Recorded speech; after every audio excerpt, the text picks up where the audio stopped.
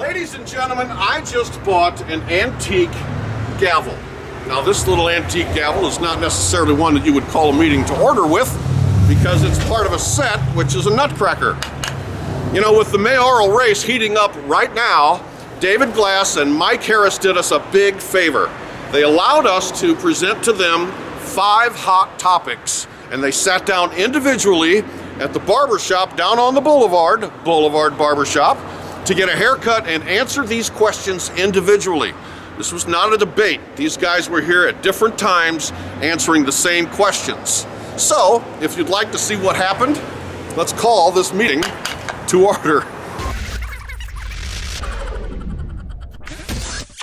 There is nothing in the world like a classic, great American barbershop where a traditional straight razor shave and a haircut and lively conversation is king.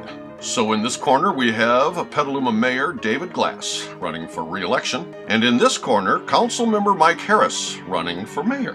And in the center of this ring is your host, Miss Sarah Sass, owner of the new Boulevard Barber Shop at the corner of Western and Petaluma Boulevard. You are about to watch unbiased, unedited video recordings of these two fine gentlemen as they answer 5 key questions for you. Ready? Go. How does Petaluma compare to the national average in terms of jobs? And what would you do to improve these numbers? Well, in Petaluma, I think we are above the national average in terms of jobs. The question becomes what type of jobs and how are we utilizing people? Are they fully employed?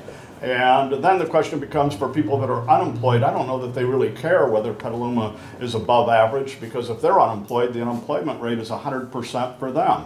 If you look back into time and you see what is it that a local mayor can do, when the redevelopment of downtown took place, I worked closely with Carl Wong, who actually was a shop teacher before rising all the way through the school system to become superintendent of Petaluma schools. And we put together with redevelopment funding the iron metal bench program that is in our downtown. That was something that went through the entire curriculum of Petaluma High School. Tom Richards' architectural class designed them, the business class marketed them, and the metal class produced those benches. So to this day, every time a project comes to City Hall, I will make sure that the bench program is included. Not whether or not we need benches, we need kids to have the ability to access that curriculum, and it's been identified as the best in the state of California, and that gives them a real job skill when they graduate from high school, should they not be on a track to go to college, or should they want a good paying job to work their way through an academic curriculum. So I'm proud of that. It's turning stones. It's looking at every opportunity and where can you find it, and make sure that you move the ball forward and provide something that allows people to have the best chance to succeed no matter what they pursue. How does Petaluma compare to the national average in terms of jobs, and what would you do to improve these numbers? Oh, well, I did a little research on that, and actually Petaluma is doing a lot better than the national average. The national average is about 6.2%, and California is 7.4%, and then Petaluma is actually 5.2%. So we're doing well against the national average and California's average, but you can always do a lot better. Obviously, we've done a lot of good things in town. Cyan, we just approved a new pad back there, and they say they're going to probably bring another 300 jobs to town. We have our economic development manager as well, Ingrid Alverde, that's been doing great work with the wind down of the redevelopment agency, but now she can really focus on attracting more business to town, and if I'm fortunate to become mayor, I want to work in tandem with her to really draw more business to town and more businesses to fill those open spots in town. Are you satisfied with the current Petaluma traffic flow? And if not, what needs to be done to improve this situation? Well, who could be satisfied with this? I think you have to look at how did we get where we are. People have made empty promises that vote for me and I'll be for soccer fields, vote for me and I'll be for traffic relief. They've lived up to delivering half a promise. When they had a chance, for instance, to deliver a soccer field that had twice the playability with a synthetic all-weather turf, they balked and delivered a grass field in a drought. When they have a chance to run on traffic relief, they deliver half a promise approving the development, and we achieve the traffic but never the relief. And what I've pointed out through the years is that it takes money to deal with these issues, and that what was missing was not the desire, but rather the capability. And without money, you can't do anything. And so I led the charge to increase the development impact fees on traffic. That gave us the money actually to do the old Redwood Highway improvements that are taking place today and the East Washington Freeway improvements. The Rainier Crosstown Connector is controversial because it isn't funded. Do people want it? Absolutely. I get it. I understand it. But if you collect even the higher impact fees that I led the charge to collect from the development community and was accused of being somehow less than business friendly for that, if you approve every single project that's in the pipeline for the next 5 years, add up all of the revenue that's achieved from that scenario, you still wind up $88 million short of building a road that doesn't qualify for federal or state funding. And so to let people get elected on that issue over and over again, simply because it's like Pavlov's dog, they say they're for Rainier and the voters salivate and say that's what they want without realizing whether there's a capability. So now we have a foolish tax on the ballot. A 1% forever sales tax increase. That'll make getting a haircut here at Sarah's place more expensive. Will it deliver this crosstown connector? Somehow I doubt it. I believe they'll balk on their promises again because they refused as a city council to actually put restrictions on that money and allow the voters to achieve for assured with their hard-earned tax money what the voters want. The voters want tax relief. The voters want street repair. I get it. But to make sure that money is there, it really required a special tax. So what I would say is if the voters trust the council with a tax at 50% where the money could be spent anywhere from personal privilege to perks to pensions, I will make sure that doesn't happen. I will make sure those promises are fulfilled, just like when I said I would try everything possible to get a soccer field that's all weather for our kids. I'll do whatever is legal to do to achieve my promises, and I won't balk at them. So I'm promising now, if the voters pass that tax measure, which I hope they don't because it's forever and it trusts government forever, and government doesn't have a good track record, I think it would be better to wait for a tax that has the restrictions that guarantees the money will go to traffic relief. But if the voters re-elect me and elect a responsible majority as well, I will definitely never waver from spending that money. The worst case scenario actually is the voters pass a tax, the money gets spent elsewhere, our taxing capacity is gone, and we sit in this traffic that's been created with one development after another without reasonable analysis of what we're burdened with here in the community, and then they have to come after our homes because they will have maxed out the sales tax rate and there'll be only one more taxing source left to try to deliver their long-time broken, empty promises of traffic relief. Are you satisfied with the current Petaluma traffic flow? And if not, what needs to be done to improve this situation? Yeah, what I tell everybody is, like, you know, your congressmen, they're in DC, and your assemblymen, they're in Sacramento, but when you're on the city council or mayor, you're in the same traffic as everyone else. You're trying to get across town like everyone else to go see your friends or back across town to the Little League games, but there's a lot that needs to be done. That's why I've always been a steadfast supporter of the Rainier Crosstown Connector and Interchange, which I know that will bring traffic relief to town. It's much needed, and there's a lot of work that we've been doing on that front. One of the big things is that I think we've done some smart things. For the longest time it was actually one project, and now we've actually split it into 2 project study reports, which is just the official process that you have to do as we're coordinating with Caltrans, because as Caltrans actually expands 101 through Petaluma, they're going to actually raise the freeway, and we're going to go underneath, not subterranean, but at grade, underneath the freeway. So it's good. We're coordinating with Caltrans, and we've split it into 2 projects. It's 2 project study reports, and we can really make some incremental gain for traffic relief in town. What are our top 3 infrastructure issues, and where might we get the money to address these? Well, that's interesting because obviously the top 3 would be the Rainier Crosstown Connector, the Caulfield Crosstown Connector, because Rainier unto itself would not get the job done, and then of course street repair that people want desperately, and that would be, to me, curb to curb and sidewalk to sidewalk street repair and sidewalk repair. Where are we going to get the money? If I were the voters, I would vote no on Measure Q and wait for a responsible tax that guarantees that's where their hard-earned money will go. And here's why. There is plenty of spending to be done in just those categories to achieve what the voters expect. I mentioned earlier that Rainier, after 5 years of collecting all of the impact fees for traffic for the next 5 years, would be $88 million short of funding. Caulfield is a $60 million project that has no funding because all of it would be going into the Rainier project.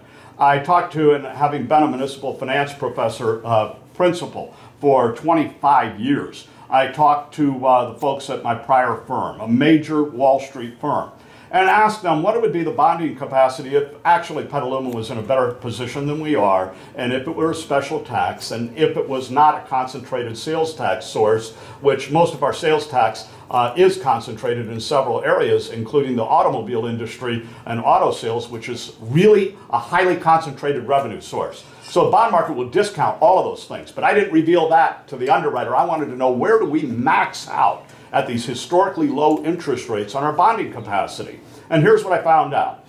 We would achieve about 15 times cash flow if we were better rated than we are, and if our sales tax was not concentrated in auto sales. And that 15 times the anticipated cash flow from a 1% increase in sales tax equals $10 million a year times 15, $150 million. Remember, $88 million to Rainier, $60 million to Caulfield. That's $148 million with those two projects. Now, it sounds like you got money left over, but you don't, because it'll cost you 1.5% to issue that debt. That leaves you just about exactly on the identified number. And so I would say, okay, cash flow until Rainier is possible. Get Caulfield going today, because we need traffic relief now, because council majorities have been influenced too heavily by the developers. And you can see what's going on in this campaign. There are signs everywhere on empty lots, and those people represent empty lots very well. You'll see my signs on lawns at residences, because I will represent the people that live here very well. So people will have a clear choice. But with their hard-earned tax money, 1% forever.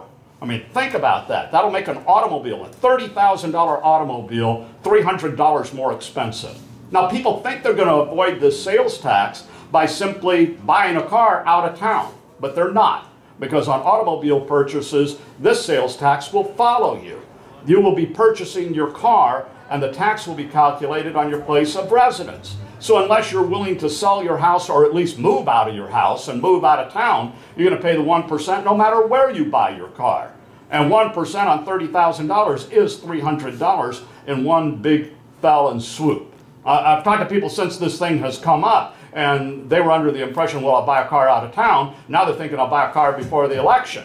Well, maybe that's good on the short term for our local car sales, but on the long term, you got to wonder about it. But I would just say, nothing happens without money. The question is, what happens with the money if you approve it, take it out of your wallet, and transfer it? You know what I have heard from some of the people that work, for instance, in the public safety sector in Petaluma? They have to get a pay raise because they live here. If they don't get a pay raise, then the 1% sales tax will be like a pay cut for them. Well, guess what it is for everybody else that lives here that isn't benefited with an exorbitant pension for the rest of their life when they retire, perhaps as young as 50 years old. Come on, it's time for a dose of reality. So my top 3 priorities are traffic relief, traffic relief, traffic relief, combined with fiscal responsibility and a respect for the taxpayer, their hard-earned money, and what they want out of this town. What are our top 3 infrastructure issues, and where might we get the money to address these? Absolutely. Well, the big one infrastructure-wise is back to Rainier, because that's obviously for traffic mitigation, but that's a big infrastructure project.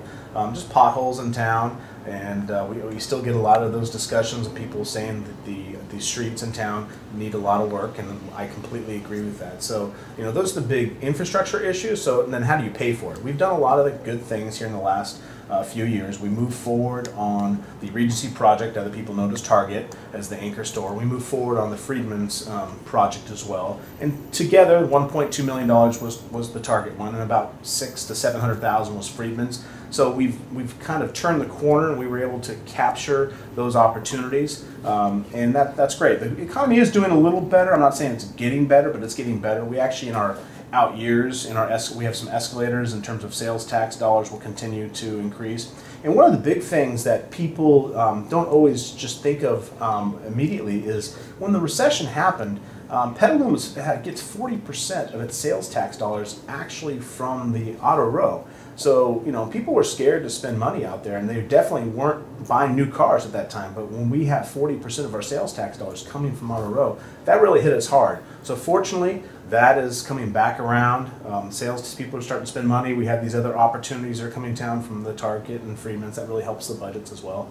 And we need to keep being mindful. And there's other opportunities as well. And for infrastructure, especially with Rainier, we can use traffic mitigation fees that, we move forward on these larger projects. The developers, they have to pay into impact fees across the board, but specifically there's a traffic mitigation fee they pay into as well. And we can leverage those dollars as well. And so, those are the big way we can start paying for these infrastructure needs that are desperately needed. What direction would you like to take Petaluma in terms of future economic development? Well, I'd like to take it in a more responsible direction. What we've seen is an accumulation through the years of short-term profits at the expense of long-term liabilities, and that's come as a direct result of council members that are heavily influenced by development interests. Look, when you advocate for a soccer field for our kids, that is an investment. And when you advocate for quality in the developments that come to Petaluma, that is an investment in the future. And it is the most business-friendly approach you can take. Because the more amenities the community accumulates along the way, the more desirable this community will be on the long end of the spectrum, and people will want to come here, live here, invest here, and be here. And perhaps the most graphic example I could give of that is the historic railroad depot. That cost $1.1 million of investment in our redevelopment funds, and those were funds that is exactly what redevelopment was designed to do. Take a blighted area, restore historical preservations, and out of that create economic vitality. Take a look at what's there today. The Arts Center, the Visitor Center, soon Smart Rail will pull up. So investments in the future that are made today are business friendly. I'd like to see more responsibility coming out of a council going forward. Now, I can't do it alone. I get it. People that watch the soccer meetings saw me get run over and kicked. Well, now it's time for the soccer people to kick that around for a while and figure out what they want in their town. They want people that look to the future, that know we can acquire amenities for their kids today. We can acquire jobs for their parents by insisting that development, when it comes, hires local.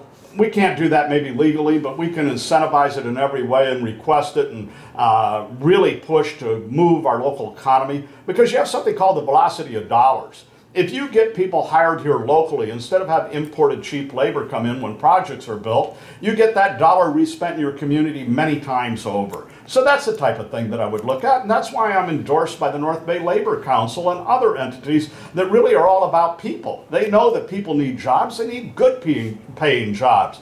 This is not a question of growth or no growth. It's a question of what we grow up to become. Is anyone so naive as to think that Petaluma, 35 miles north of the Golden Gate Bridge, will not grow? Of course it will. And I embrace that growth. That's why we made responsible decisions to implement water recycling to expand our capacity. Remember when the water recycling was a controversial issue and there were those that just wanted to go to the wells and pump them dry because every gallon of water was maybe a little bit cheaper at the time? Well, how cheap is it when it doesn't rain and you have scarcities? And it's just, in my opinion, not well cited for people to put in, for instance, grass soccer fields at this time when people are letting their lawns die to do their part to conserve valuable water resources. I know in our house, we've let the front yard die. We've let the backyard die. We're on the low end of water usage already. We're trying to do our part. And I would just ask everybody to step up to the plate and do what they can, because at the end of the day, we all might be thirsty before this drought is over. What direction would you like to take Petaluma in terms of future economic development? This is an exciting one because, we just came off one of the biggest recessions that has ever happened since World War II. And we had to right-size our government, and we did a lot of cutting. We privatized our planning department, privatized our aquatics group, and we had to cut positions. Our total employee count actually dropped from about 330 employees to about 270. So we did a lot of cutting. Now we need to really focus on the economic opportunities. a lot of people see that, hey, the Target's done and the Freedman's done. What's left? Well, we have some exciting things that are left. We actually have the station area plan that's happening in the middle of town.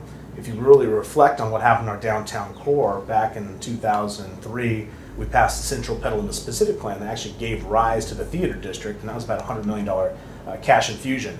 Well, now we have the station area plan that was passed as well, and now we can really proactively go out to developers and investors and venture capitalists that want to potentially invest in our community, and hopefully we can get that project going as well. And that's probably upwards, I've heard estimates of about $150 million cash infusion.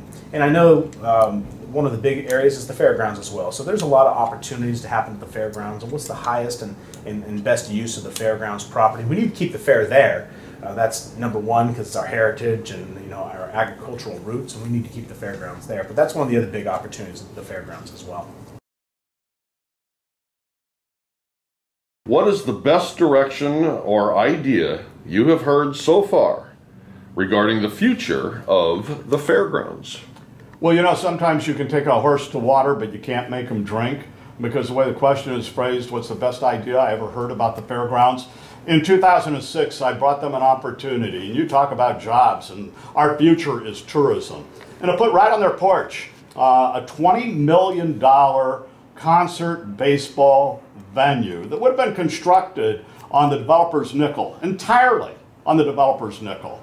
And they would have brought professional baseball to Petaluma. And not just any professional baseball. You see, we're in something called the territorial rights of the San Francisco Giants. So the only way Petaluma could ever get a California League Single-A professional baseball team would be with the consent of the San Francisco Giants. Now you can see the A's calamity. They're trying to go to San Jose. They know the way, but they're blocked to get there by the San Francisco Giants, who won't consent and give up their territorial rights. So the Giants were very much involved, in my opinion, and I have good reason to think and know that, with the efforts to bring a California League team to Petaluma, and it would have been a concert venue as well. That's the best idea that has ever surfaced for the fair. Why they turned it down, I have no idea. It's one of the calamities that actually happened when the city, in my opinion, irresponsibly, negotiated a 50-year lease on that property for $50, not a year. $1 a year for 50 years. I don't know if they paid cash in advance. I don't even know if they're still paying the $1 a year. I have no idea. But the value of that, the fair directors were able to get in excess of $100,000. I believe it was $150,000 from Regency, simply for an easement to put in a road to access the shopping center over there at where Target is now. And that's off the top of my head, but I believe that's accurate. I've done a good deal of reading about the fairgrounds lease after getting involved with Merritt Paulson, who wanted to build that baseball venue and concert venue and hire kids. Would have been great for employment. You asked about jobs. And bring that amenity that would have anchored tourism here in Petaluma, right at the gateway to the wine country. I really prefer that to people that came and advocated for an asphalt plant at our gateway to Petaluma for less than a handful of jobs, I think. So people get trapped in their own stories if you have a memory. And so it's interesting that somehow we lost track of all of those jobs in building a $20 million venue on somebody else's nickel. What an infusion to our economy that would have been. But they said no at the fairgrounds, and the city had no choice. The fair director said no choice, because the fair has complete control over that property and will until December 31st, 2023. So the best idea would be to never ever relinquish full control over that property again. And now, it doesn't mean we can't work with the fair to see if we can come to something that's equitable, that allows the people of Petaluma to actually access their land more frequently for their enjoyment and benefit, and for the city of Petaluma to derive more than $1 a year. Because you can see the bookkeeping would cost you probably more than $1 a year to see whether that's actually been collected or not. So I would just say that I would be a negotiator that would negotiate in good faith, from strength, looking for real opportunities, but I wouldn't even be willing to have the discussion to extend the lease on the identical terms that it was extended back in 1973. Yet if you were to go back to July, I think it was 18th of 2008, you would find that my opponent and others led the charge to look at, discuss with possible action in a meeting that they called just maybe 72 hours in advance to extend that very lease for 50 years on the same terms at $1 a year. Now, no, I would never have that discussion. I don't believe you negotiate from strength when you start at an unacceptable situation where the city through the years has had to go to court to try to get more justice on that, and quite frankly has not been very successful, but on occasion has had cooperation from the fair on that issue. And I think we're at a point where we can get cooperation because the lease has only, 9 years left to run. And so now the fair directors are looking and realizing that, oh my gosh, they need to come to terms with something, and that means they need to come with more than a heavy hand. They can't just come in and demand that they get 50 years for $50 on the city's most valuable asset, because that's city land. City owns it. 64 acres of prime city-centered land. So it's more than 5 days a year that they have the event called the Sonoma Marin Fair. It is land that, if I had had my way, would have had a baseball venue there where we would have been able to recreate, boost our economy, have construction jobs, and ongoing jobs for people to enjoy concerts and baseball. What is the best direction or idea you have heard so far regarding the future of the fairgrounds? Yeah, I mean, there's a lot of ideas out there, but just to kind of give a little history, back in the 50s, the city council back then, who's obviously actually voted on by the citizens of Petaluma, we actually worked with the fair board, which is appointed by the governor of California, and they actually have a lease for $1 a year to lease the property that the city owns, but it's leased to the fair board. And their charge is actually not necessarily to turn a profit, but to actually have a fair in this agricultural district. So this lease is coming up in 2023. It sounds like it's a long ways away, but it's not really. It's time to start negotiating and really talking about it. So they came to us and said, hey, we want to extend our lease because they want to upgrade the infrastructure out there. And we said, great, well, let's start talking about the property and our access to the property. So with that started the conversation. The city currently is doing a feasibility study just to see what's feasible out there. But to answer your question directly, what I've heard out there, some of the big things are a smaller convention center of some sort. I've talked to the Chamber of Commerce representatives, and they really think some smaller convention center would be helpful. But one of the things you need to really reflect on is we have the train coming into town at the beginning of 2016. So Petaluma is going to be uniquely positioned. So when the train comes into town, obviously it's only a couple blocks away to the fairgrounds. So we can take another run at maybe a minor league baseball team again. We've had that discussion years ago, but I know there's people talking about that again. I've heard the option of potentially having a ferry building type like they have in San Francisco, where we highlight our local cheeses, our local wines. So if we had a convention center, another sports team there, other ball fields for kids for mutual use with if it's a minor league team, the kids can play there, and a ferry building type, and we can really upgrade that facility while keeping the fair there. Those are the things I've heard, and it's really exciting. But that's going to be actually a community discussion and decision after the feasibility study. We'll have to have a mutual kind of a board meeting with the fair board, with the city council, and then have outreach meetings to all the stakeholders in the community, have that discussion, and there's going to be some exciting things that happen there for our economic development. But those are kind of the things I've heard out there, and I'm sure there'll be a lot more ideas as this kind of unfolds. But it's an exciting time, and I think Petaluma is uniquely positioned. The single most important thing you can do now as a Petaluma citizen is to vote. Watch this video again and again if necessary, and get a feel for these guys. They are both sincere and passionate about our precious town, and they only want what is best for all of us.